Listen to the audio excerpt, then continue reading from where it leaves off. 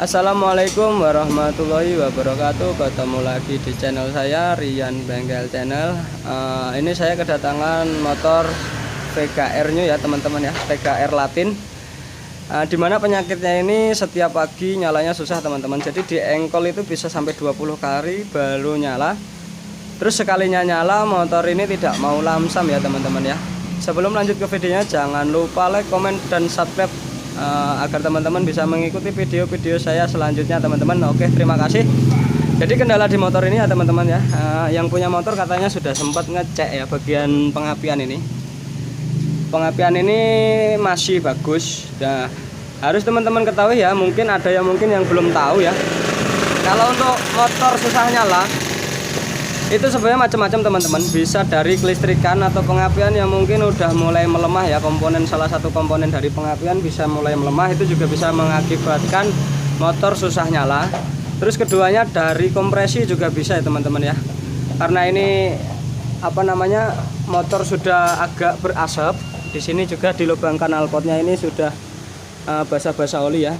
Nanti dibongkar ini ya, sekalian ganti seher ya, atau enggak nanti diganti ringnya doang. Nanti dilihat dulu lah gimana dalemannya. Dan di sini langsung aja dicoba di selah ya. Ini saya kontak di onin. Nah, selahnya seperti ini teman-teman.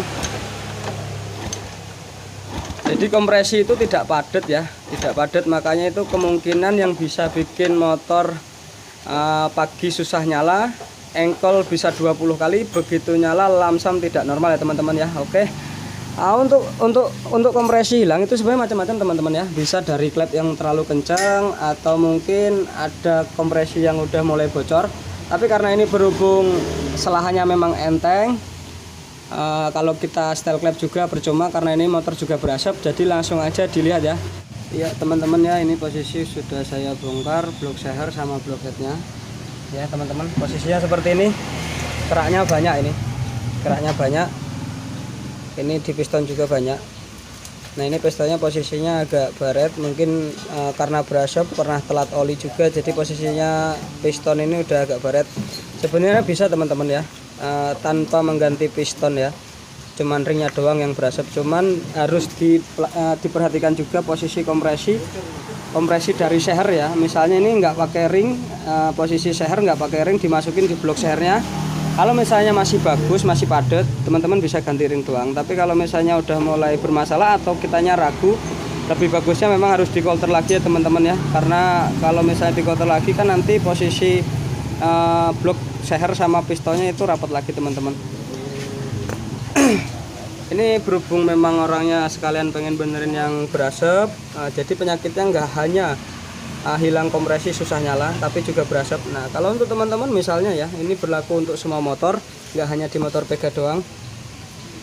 Misalnya contoh ini posisi nggak dibongkar dan teman-teman mengalami kondisi motor seperti ini cara daruratnya bisa pakai cara ini teman-teman.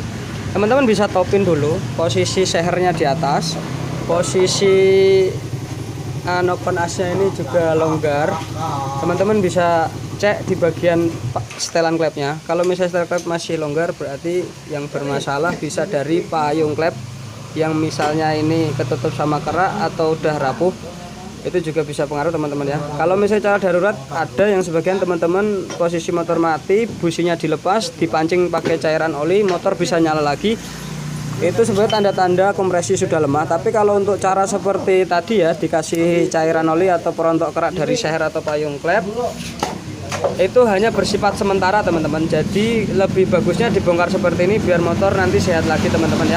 Oke, kendalanya ada di bagian sini ya teman-teman ya. Ini udah bongkar. Coba kita tes pakai bensin, apakah ada yang rembes atau enggak ya teman-teman ya di payung klepnya. Oke ya teman-teman ya, ini teman-teman bisa cek bagian ini ya, bagian payung klepnya. Kasih bensin. Terus teman-teman lihat dulu sebelum disekir ini ya, posisinya sebelum disekir ya teman-teman ya. Nah, ini memang innya masih bagus, masih rapat ya, tidak bocor.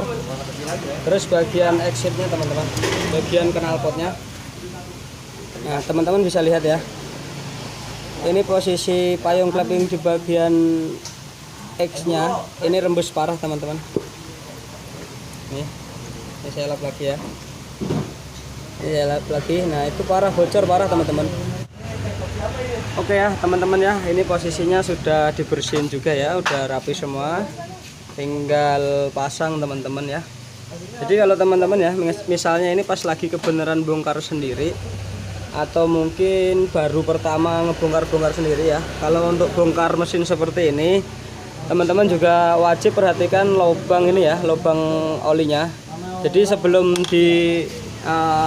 pasang blok seher sama blok headnya, teman-teman bisa cek jalur oli ini dulu ya, apakah olinya naik atau enggak. Jadi kalau posisi seperti ini, kalau misalnya olinya enggak naik, teman-teman bisa langsung bongkar ini blok kopling yang di sebelah kanan, bersihin filternya biar nanti jalur olinya normal ya teman-teman ya.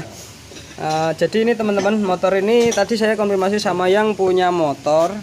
Tadinya ini sebenarnya untuk kompresi seher masih padat teman-teman, tapi berhubung yang punya motor pengen di oversize saja, jadi saya taikin di oversize 50 ya teman-teman ya. Payung klep ini sebenarnya belum rusak teman-teman ya, belum terlalu rusak, ini masih bagus. Dan yang kecilnya ini, yang di assistnya ini sebenarnya udah agak setengah keropos ya. Ini sebenarnya kalau yang di X ini tebelnya karena kerak-kerak terlalu tebel nempel di payung klepnya. Jadi kalau untuk X ini sebenarnya sih tadinya bisa ya disekir tanpa harus diganti payung klep, cuman yang punya motor juga pengen sekalian biar bagus lagi,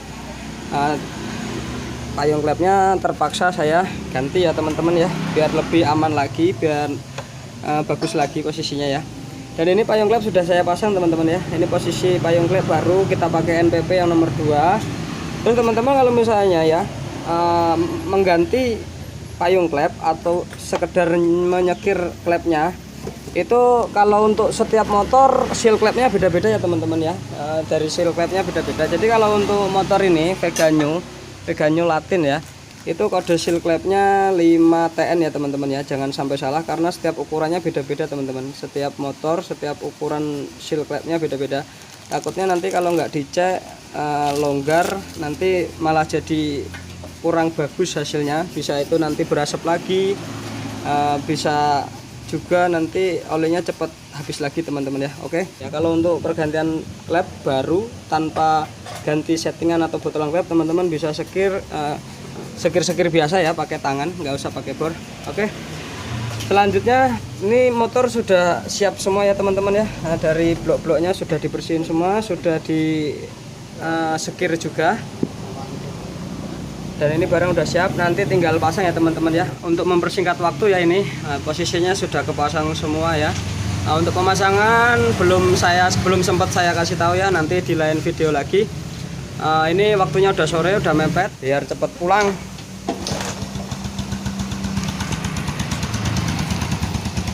Nah seperti ini teman-teman ya.